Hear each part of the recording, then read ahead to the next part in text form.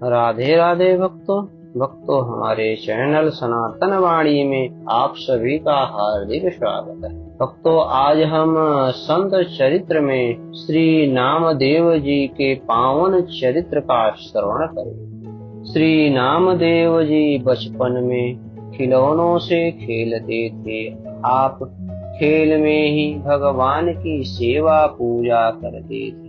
वे किसी काष्ठ या पाषाण की मूर्ति बना लेते और फिर उसे बड़े प्रेम से वस्त्र पहनाते, भोग लगाते, घंटा बजाते तथा नेत्र बंद करके मन में अच्छी तरह भगवान का ध्यान करते।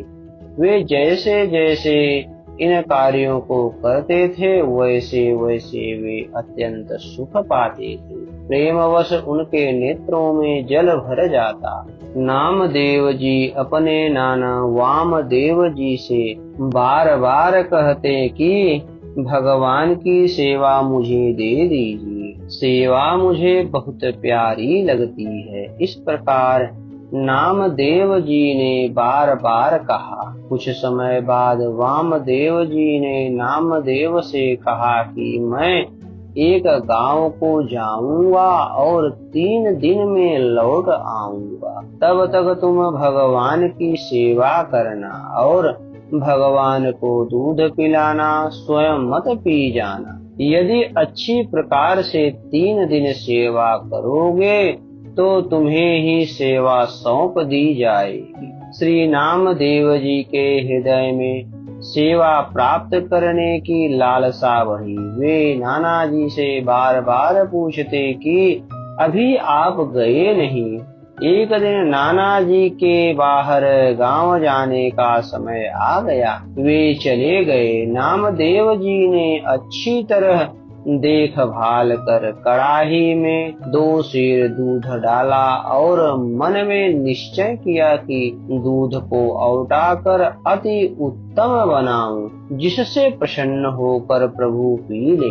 श्री नामदेव जी के हृदय में प्रेम की बड़ी भारी उमंग थी। उन्हें चिंता भी थी कि सेवा में कोई त्रुटि न हो जाए। बालक नामदेव जी दूध औटाकर उसे एक सुंदर कटोरे में भरकर भगवान के समीप ले आए। दूध में इलायची और मिश्री मिलाई। दूध पिलाने की आशा से पर्दा कर दिया। कुछ देर प्रेम की लंबी श्वासें भरते रहे। फिर पर्दा हटाकर देखा तो दूध भरा कटोरा ज्यों का त्यों रखा था।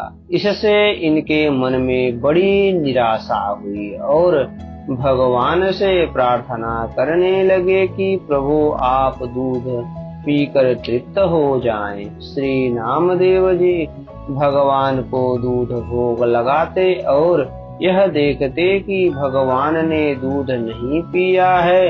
इस प्रकार 2 दिन बीत गए। स्वयं भी उन्होंने अन्न जल आदि कुछ भी ग्रहण नहीं किया और इस बात को अपने मन में ही छिपा कर रखा।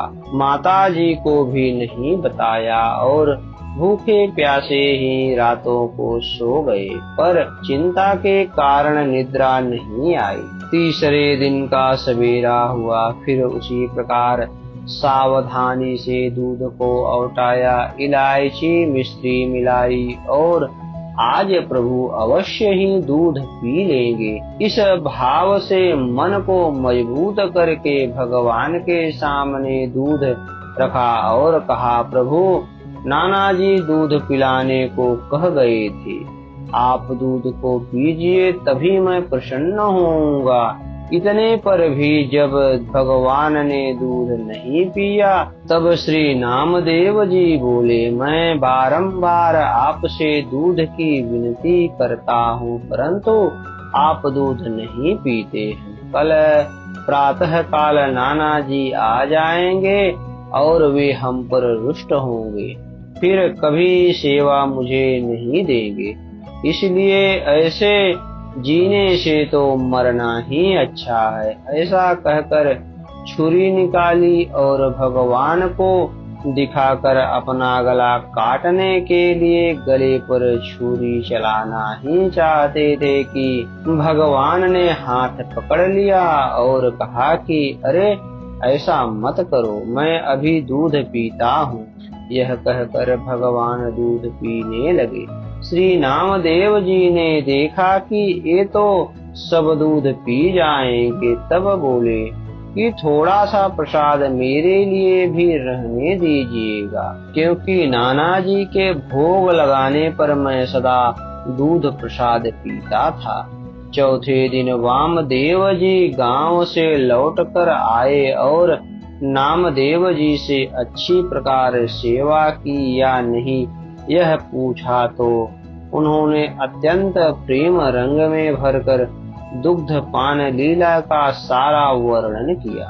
यह सुनकर वामदेव जी ने कहा कि मेरे सामने फिर पिलाओ, तब हम जाने। तब श्री नामदेव जी ने उसी प्रकार दूध तैयार करके भगवान के सामने रखा, पर भगवान ने नहीं पिया। तब अड़ गए। उसी प्रकार छुरा निकाल कर गला काटने को तैयार हो गए कि कल पीकर आज नाना जी के सामने मुझे झूठा बनाना चाहते हो, आपको दूध पीना ही पड़ेगा। बालक के प्रेम हट से प्रसन्न होकर भगवान ने वामदेव जी के देखते देखते दूध पिया और प्रसाद नामदेव जी को पिलाया। वामदेव जी ने सोचा कि मैंने जीवन भर सेवा की पर दर्शन नहीं हुआ, आज बालक के प्रभाव से दर्शन हुए। इस प्रसंग के द्वारा भगवान ने यह दिखाया कि मैं भक्त के वश में होकर उसके प्रेम के कारण अर्पित भोग को ग्रहण करता हूँ। अस्तु भक्तों, आज इतना ही। आने वाले भाग में हम श्री नामदेव जी की भगवत भक्ति और गो भक्ति के कथा का श्रवण करेंगे।